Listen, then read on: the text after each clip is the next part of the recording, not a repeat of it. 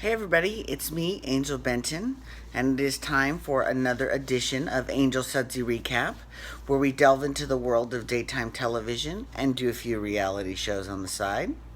And what I'm doing tonight is actually, and I know it's very late at night for me to be doing an update, I know, but I noticed that they actually had uploaded today's um, episode of Bold and the Beautiful because they didn't air the Bold and Beautiful here on the West Coast because of the Sessions trial, or not trial, but his testimony. So they didn't air it. And first of all, I do have to say I was able to get through my day, and it was not, everything ended up being not as bad as I thought it was. I doomsday scenarios were going through my head, right? But is that a pimple or I'm trying to smooth out. Wouldn't it be nice if I don't want a facelift, but it would be nice if I could just. Anyways, it's because I'm fatigued. I'm old and I'm tired and whatever. Get over it. And that's just me telling me. I'm telling myself in the camera.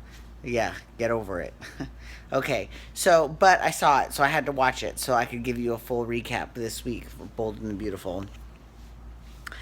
And it's great. It is great. Okay, so they talked Katie down from having her gun on Quinn. She didn't show, and it wasn't loaded anyways. So could she have fired?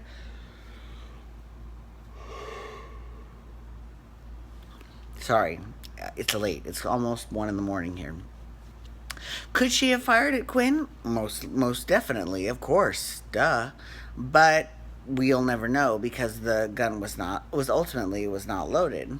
So, anyways, then one day Quinn is outside and she gets a shot. Someone actually fires a real shot over her head. So immediately she thinks it's Katie. So they take her down to the station and they fingerprint her and they give her they test her clothes for gunpowder, which is very smart, by the way. That's very clever. And they say she doesn't have any on her hands or on her clothes, so she's free to go.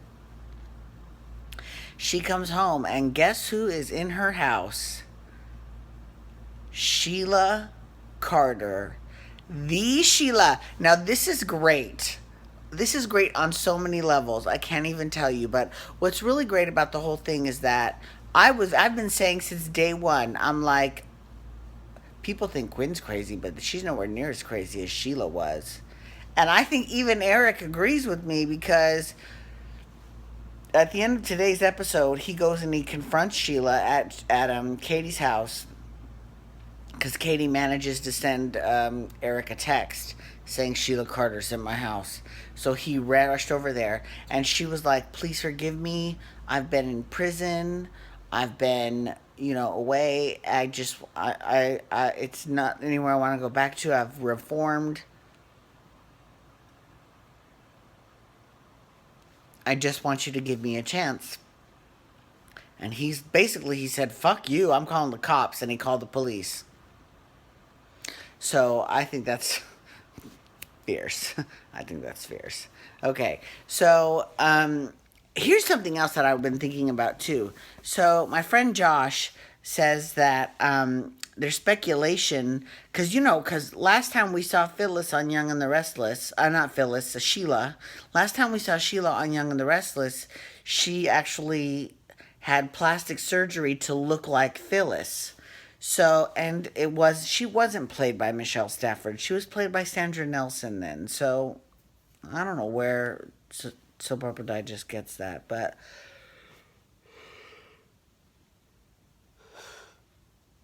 sorry. Once you pop, you just can't stop. Okay, so,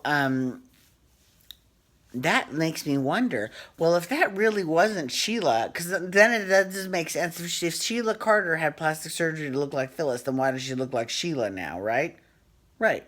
So that makes me wonder who was it then that was masquerading as Sheila Carter? And if you're going to pick an identity of someone to be, why would you pick Sheila Carter? I mean, it's rife with possibilities, and that's on Young and the Restless. But we'll see how that turns out because I'm dying to know who was impersonating Sheila. I think it'd be fucking great. We'll find out. And then also, last time we saw Sheila, well, no, this is the last time, the last mention of Sheila was on Young and the Restless. Her daughter, Crazy Daisy, was being signed out of Ferncliff with by her mother. And everyone thought Sheila Carter was dead. So they're like, her mother, what? And then everyone starts to get real nervous, and then that's it, right? But now we know she's in LA. So that makes me wonder, is Crazy Daisy with her? Oh my God, how great would that be? If they could bring Crazy Daisy over to Bold and the Beautiful to start a new life with her mother in Los Angeles. Incredible. Incredible. Or I would like to see more. Well, the child that Sheila kidnapped on Young and the Restless, Scott, he's back in town. So I'm wondering, maybe, I don't know. Like, this is rife with crossover possibilities. So it's they're both on CBS. They're both owned by the Bells, so they could go back and forth. I can't wait. I'm so excited about it. And they have been playing everything perfect. Of course, she would want to take Quinn out. She wants to get back with Eric, right? Well, that's the best thing, would be to see this um, love triangle in her head play out. I think it'd be awesome. I'm so excited. I'm so excited. You don't even know. It's so great. Because trust me, I would rather see nutty ass Sheila Carter than the Avons. Sorry, boring snooze fest. Um, and I would most definitely rather see them than Liam and Steffi. Bigger snooze fest. Um, yeah. So no, I don't think so. Anyways, I'm very excited that Sheila's back. In case you haven't been able to tell this whole time, I'm very excited. It's very exciting. But Thomas and Sally are still going strong. Love them both. And Bill and Brooke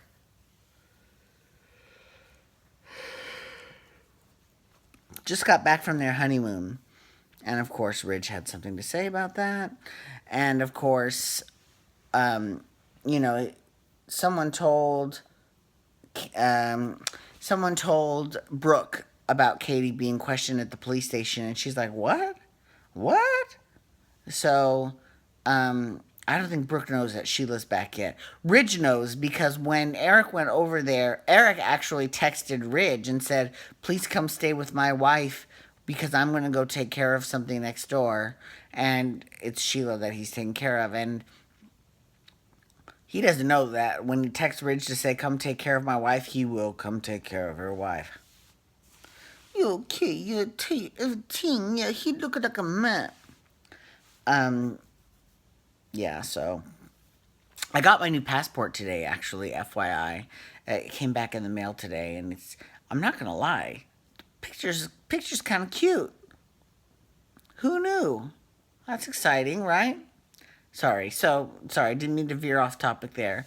Um, but that's pretty much all that's been going on with Bold and the Beautiful. I'm glad that they have thrown Sheila Carter into the mix, because it is now taking off the weight of the storyline off of Katie. Because I'm not gonna lie, a lot of this bullshit with Katie didn't really make that much sense, and it was kind of out of character for Katie.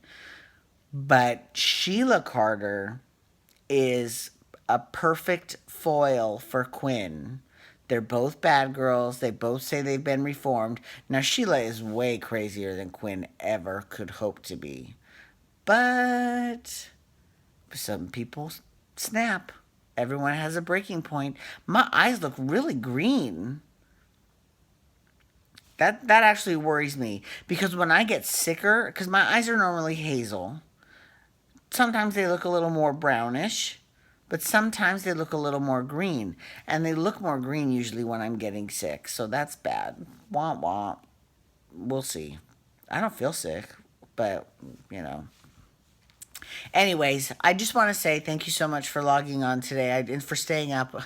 I appreciate it. Please feel free to follow me on Twitter and Instagram at Angel Benton. You can hashtag Bold and Beautiful to talk the bold and the beautiful with me. You can also hashtag RHONY because I'm talking Real Housewives of New York City next, tomorrow night. Late tomorrow night because it's going to be after I get home to Vegas, which is not going to be early. Okay, have a good night, everyone. Peace out. Oh, and feel free to hit that subscribe button on your YouTube page. Wubba, wubba, wubba.